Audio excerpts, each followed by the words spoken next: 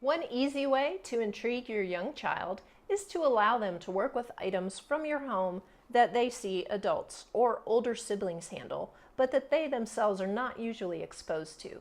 That includes kitchen items like a whisk or a mortar and pestle. It also includes tools from your toolbox. For our backpack to go today, I've included a tape measure. This can be really exciting for toddlers, though interest level with this activity usually varies. My daughter, for instance, was not very interested in using a tape measure, but in my classrooms over the years, I've had many children go back to this activity over and over again.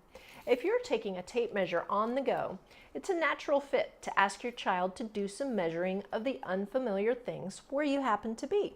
For instance, remind your toddler how to carefully pull the strip carefully out and show her the numbers 1, 2, 3, 4. If you happen to be at grandma's house and you're chatting in the living room, ask your toddler to take the tape measure and see how long the side table is. Ask how long the windowsill is, or the arm of the chair, or the book on the table. Ask how long her hand is and how long grandma's hand is. If you've packed a little tablet with crayons, show her how you mark down the numbers on the tablet. This helps her begin to realize that you can write down information that correlates to the real world. This is a pre-math and pre-science skill, and also a basic pre-reading skill. Plus, when she gets older, she might be interested in writing down the numbers all by herself, and that will develop a lengthened attention span.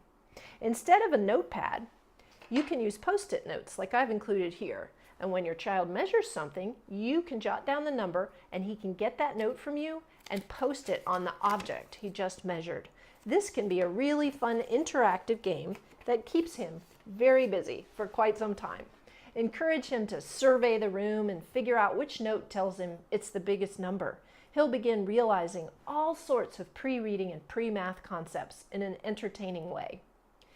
If you have a preschooler or elementary age child as well, encourage them to get involved with the project by asking them to be the one to write down the data.